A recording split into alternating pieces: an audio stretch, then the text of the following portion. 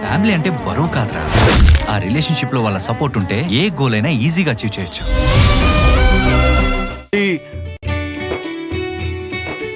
భార్య వేదన భర్తకి అర్థం కాదు. చాలే అలా ఏం కాదు. భార్యలు భర్త మాట వినకుండా చెప్పిందే చెప్తూ ఉంటారు. ఒకవేళ భర్త ఆవేశపడి వెళ్ళిపోతే అతన్నే తప్పుపడతారు. అవునవును, ఎవరైనా వింటే నిజం అనుకుంటారు. నేను చెప్పేదేమిటంటే, కోపం వచ్చింది, భార్య చెప్పింది తనకి నచ్చలేదు, ఆ మాట ఏదో ప్రేమగా లాలించి చెప్పాలి కదా. విసుక్కొని ఆవేశపడి ఒంటరిగా వదిలేసి వెళ్ళిపోతారా? ప్రేమగా లాలించాలట. నువ్వేనా ఈ మాట అంటున్నది? భార్య మీద అలిగి వెళ్ళిపోకూడదని నా భార్య మీకు చెప్తోంది.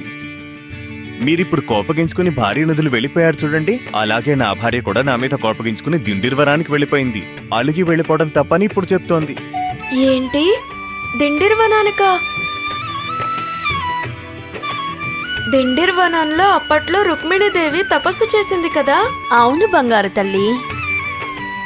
లక్కు అమ్మవని, రక్కు అమ్మవని, లేదంటే రుక్మిణి అమ్మవని.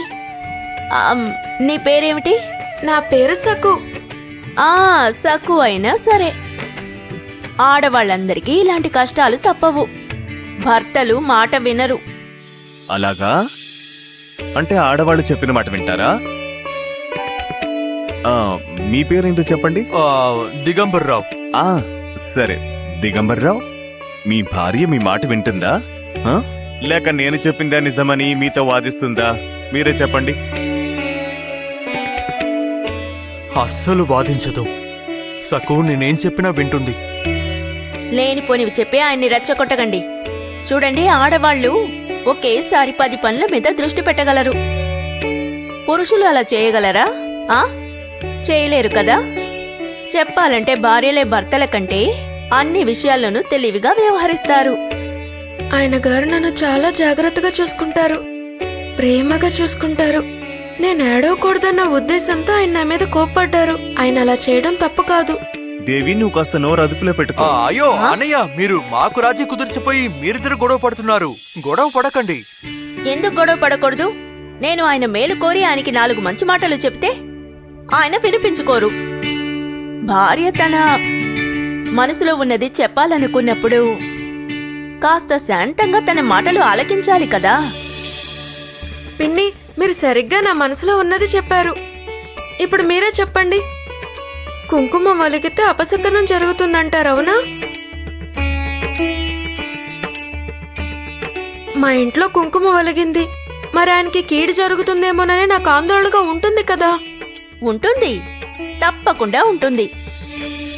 ఇందులో నీ తప్పేమీ లేదు. అరే ఏమైందండి? ఇంట్లో కుంకుమ ఒలిగింది, మరి ఆయనకి కీడు జరుగుతుందేమోనని నాకు ఆందోళనగా ఉంటుంది కదా. ఉంటుంది, తప్పకుండా ఉంటుంది. ఇందులో నీ తప్పేమీ లేదు. అరే ఏమైందండి? ఉపవాసం ఉంది, వద్దన్నా వినదు. నేను క్షేమంగా ఉండాలని వ్రతం చేస్తోంది. నీరసంతో కళ్ళు తిరిగాయి, పచ్చి మంచినీళ్ళు ముట్టలేదు. అయ్యో ఊరుకోండి. సుమంగళికి వాయనమిచ్చాక ఉపవాసాన్ని విరమిస్తాను. ఆ చంద్రిక వస్తానంది, ఏదైనా పనుందేమో రాలేదు. అరే దేవి, ముత్తైదువి ఇప్పుడు నీ కళ్ళ ముందే ఉంది. మాటల్లో పడి మర్చిపోయావు. అవును కదా, నా ధ్యాస ఎక్కడో ఉందండి. ఆయన ఊరికే అన్నారు. ఆయన మీ గురించి ఆందోళన పడుతున్నారు. మీరు త్వరగా ఉపవాసాన్ని విరమించాలని అలా అన్నారు, అంతే కదా? అరే నేను నిజంగానే చెప్పాను. లేదంటే మా ఆవిడ నాది రాతి గుండె, కఠిన హృదయం ఉంటుంది. ఏమండి, మీరు ఆచారం ప్రకారం ఆహ్వానించండి. అలాగే, తప్పకుండా. దిగంబర్రావు గారు, మీరు భార్య సమేతంగా మా ఇంటిని పావనం చేయండి. విందు ఆరగించాలి. మేమిచ్చే వాయనం దక్షిణ తీసుకుని మనస్ఫూర్తిగా మమ్మల్ని దీవించండి. అవును, నేను నారికేళాలతో నీ ఒడిని నింపి నీకు కుంకుమ బొట్టు పెడతాను. నీ సంకటాలు ఆందోళనలు అన్నీ తీరిపోతాయి. అంతేకాదు, నీ భర్త ఆయుష్ కూడా పెరుగుతుంది. రండి.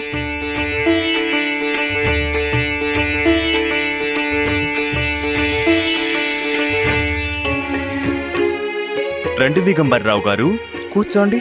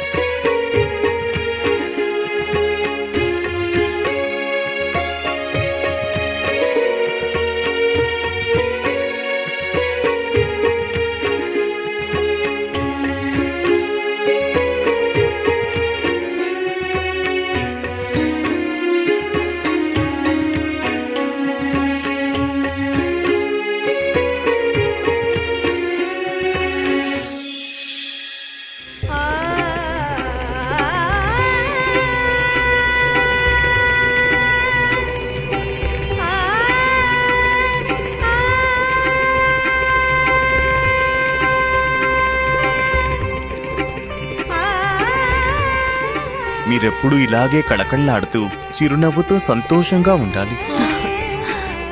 మీరిద్దరూ అన్యోన్యంగా కాపురం చేసుకోవాలి.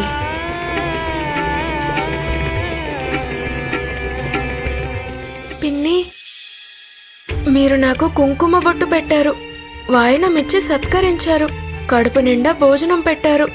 మీ వ్రతం ఇప్పుడు శుభంగా ముగిసింది కదా, ఇక ఉపవాసాన్ని విరమించండి. చూసావా, తను దేవుడి దత్తపుత్రిక, తన గుండెల నిండా ప్రేముంది. వెళ్ళిరండి, ఉపవాసాన్ని విరమించి భోంచేస్తాం. వెళ్ళొస్తాము. సకు, పద.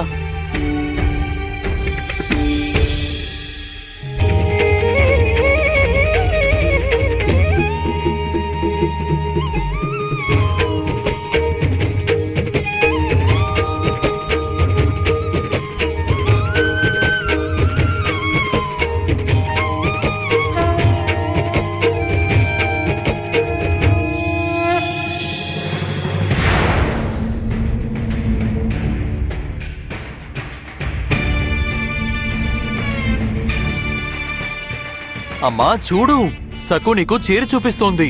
కనితిగు, నిన్నింత సంతోషంగా చూస్తుంటే నాకు నోట మాట రావడం లేదు. మీరు చూడముచ్చటగా ఉన్నారు.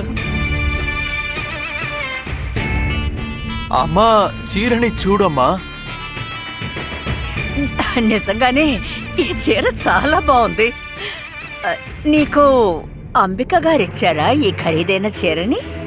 ఇంటికి తిరిగొస్తుంటే ఊహించని విధంగా ఒకరు పిలిచారు, వాళ్లే ఈ చీరనిచ్చారు.